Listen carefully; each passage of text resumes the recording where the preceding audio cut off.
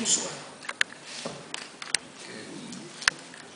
Le programme de la lecture de ce soir porte sur les secrétaires. Et je voudrais donc d'abord dire quelques mots sur les secrétaires. C'est vrai, il n'était pas prévu que je fasse cette introduction, et j'ai eu un peu de mal à me renseigner sur les secrétaires de l'Oulipo.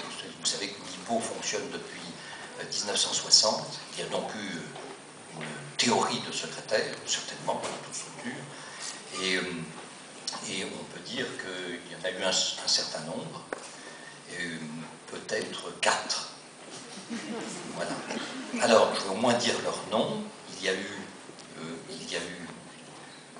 Jacques Bins qui a consigné dans un recueil toutes les réunions, les rapports des réunions des années 60-63 de l'Oulipo. Après, il y en a eu un autre.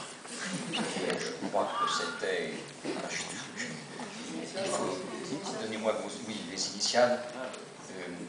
Peut-être que c'était Paul Fournel. Queval.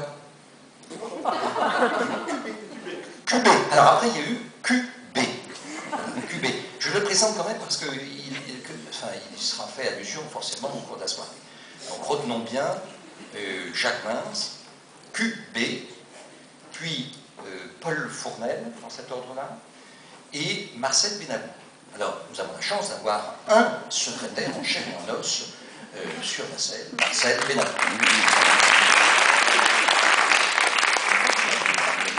Une particularité, à une époque, l'Oulipo, avant que Paul Fournel n'assure la présidence de ce groupe, Paul Fournel était secrétaire, en même temps que Marcel Benabou, qui s'était réparti les tâches, là je tiens à le préciser aussi, l'un étant le secrétaire définitivement provisoire et l'autre le secrétaire provisoirement définitif. Alors là, je ne sais pas exactement lequel. Et ça alternait régulièrement. Voilà, alors les présentations sont faites. Voilà, on a eu 4, donc c'est facile à se rappeler. On parlera notamment de ces 4 membres éminents au cours de la soirée qui est précisément dédiée au secrétaire. Je parle comme ça, ça laisse aussi, ça permet aux gens de rentrer sans qu'ils ratent trop de choses. Voilà. Et enfin, ce que je dis n'est pas fondamentalement essentiel, si ce n'est les noms qui sont importants. Vous aurez remarqué une tête nouvelle peut-être sur la scène. L'Oulipo a le grand plaisir d'accueillir en son sein un nouveau membre qui s'appelle Daniel Levin-Baker. Et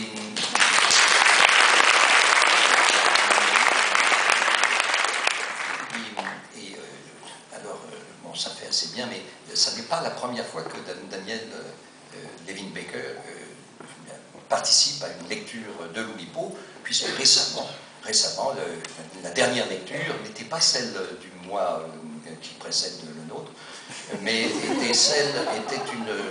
ne sais pas quand c'était, mais c'était il y a quelques jours, et ça se passait à New York. Voilà. L'Oulipo était à New York et Daniel Levin-Baker a participé à cette réunion. Ça tombe bien parce qu'il est américain. Ben, j'en ai fini avec ces propos essentiels. Non, voilà. Et bien sûr, à tout bien, tout honneur, commençons par un vrai secrétaire.